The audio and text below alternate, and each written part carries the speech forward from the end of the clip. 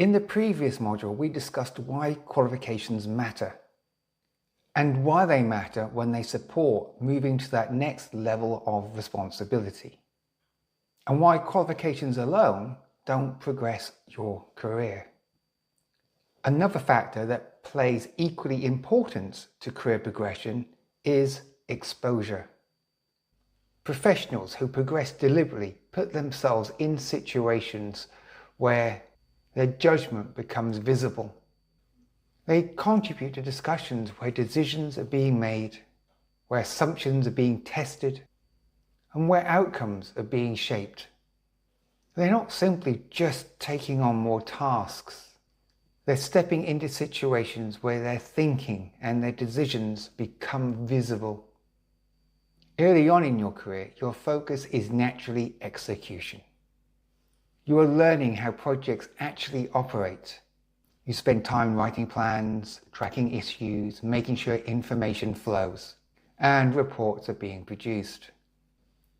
At this point, you are building the discipline that allows you to deliver, and you naturally want to be good at those things. You want to be organized, you want to be reliable, and you want to be professional. Now, those habits are important because strong execution builds trust. But at that stage in your career, you're mostly supporting delivery rather than directing it. In many organizations, as a junior professional, you will be attending meetings, primarily to observe. Sometimes you're expected to take notes, you'll have follow-on actions, but not necessarily contribute to discussion at hand, as you may leave a meeting with a whole list of tasks to do, without fully understanding the decisions that drove those tasks. For many professionals, just like me, this is where the first shift begins, by asking better questions. Not aggressive challenges, and not trying to dominate the discussion, but just to clarify what success looks like. For example, asking how a particular assumption affects the timeline, or asking what a particular decision is intended to produce. And questions like these signal something important. They show that you're actually thinking about the results of the work rather than just the mechanics of delivering it. So instead of accepting changes to a plan or an instruction, you begin to explain the reasoning behind your work. And if someone challenges a timeline or approach, you don't step back immediately. Instead, you explain your assumptions around your work and discuss the impact to the wider objectives. And that kind of discussion demonstrates ownership.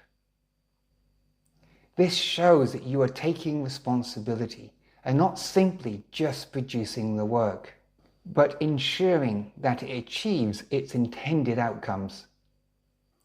Later in your career, that shift changes again, and the questions become bigger. Instead of just responding to decisions that have already been made, you are beginning to examine the decision behind the work itself. For example, is this the right approach? Is this the right investment? At this stage in your career, your work is no longer just about delivering tasks. It's about influencing how that work is delivered before it even begins. And there is a simple way to understand this progression. Early in your career, you are working at the end of the process. Your responsibility is to complete the work accurately.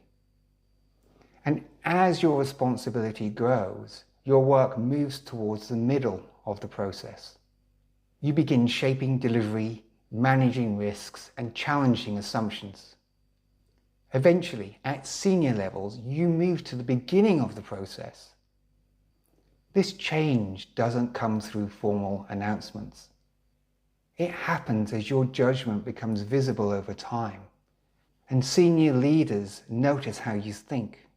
Do you complete tasks or contribute to discussions? Do you escalate problems or recommend solutions? Now, many professionals remain focused on execution, even when they are capable of moving into that next level of responsibility. They wait to be told what to do. They avoid difficult conversations.